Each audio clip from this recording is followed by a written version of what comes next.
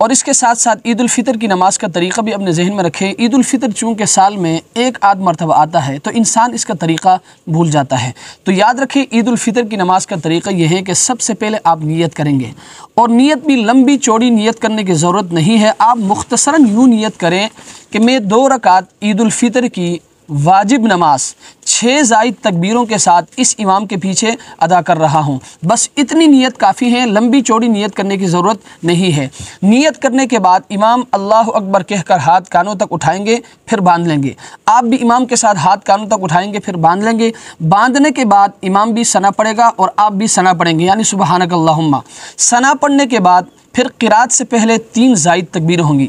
मसलन इमाम अल्लाह अकबर कहकर हाथ कानों तक उठाएंगे, आप भी इमाम के साथ अल्लाह अकबर कहकर हाथ कानों तक उठाएंगे। फिर दूसरी मरतबा इमाम अल्लाह अकबर कहकर हाथ कानों तक उठाएंगे, फिर छोड़ देंगे। आप भी इमाम के साथ अल्लाह अकबर कहकर हाथ कानों तक उठाएंगे, फिर छोड़ देंगे।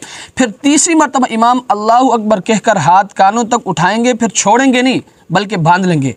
आप भी इमाम के साथ अल्लाह अकबर कहकर हाथ कानों तक उठाएंगे, फिर बांध लेंगे। बांधने के बाद इमाम क़िरात पढ़ेगा, यानी सूरह फातिहा, फिर उसके साथ कोई सूरत मिलाएगा। सूरत मिलाने के बाद फिर रुकू, फिर सजदा। सजदे से उठने के बाद दूसरी रकात में इमाम पहले क़िरात करेगा, यानी सूरह फातिहा पढ़ेगा, फिर उसके साथ कोई सूरत मिलाएगा।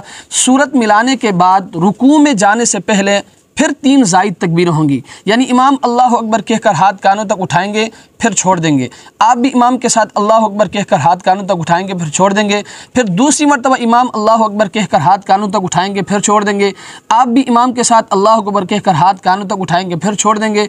फिर तीसरी मरतबा इमाम अल्लाह अकबर कहकर हाथ कानों तक उठाएंगे, फिर छोड़ देंगे। आप भी इमाम के साथ अल्लाह अकबर कहकर हाथ कानों तक उठाएंगे, फिर छोड़ देंगे। फिर चौथी मरतबा इमाम अल्लाह अकबर कहकर हाथ कानों तक नहीं उठाएंगे बल्कि रुकू में चले जाएंगे। तो आप भी अल्लाह अकबर कहकर इमाम के साथ रुकू में चले जाएंगे, फिर रुकू, फिर सजदा, फिर अत्तहियात, फिर इमाम सलाम फेर देगा, आप भी इमाम के साथ सलाम फेर देंगे। यूँ आपकी नमाज मुकम्मल हो जाएगी। नमाज के बाद फिर खुतबा होगा, उसके बाद फिर दुआ होगी। अल्लाह तबारक व तआला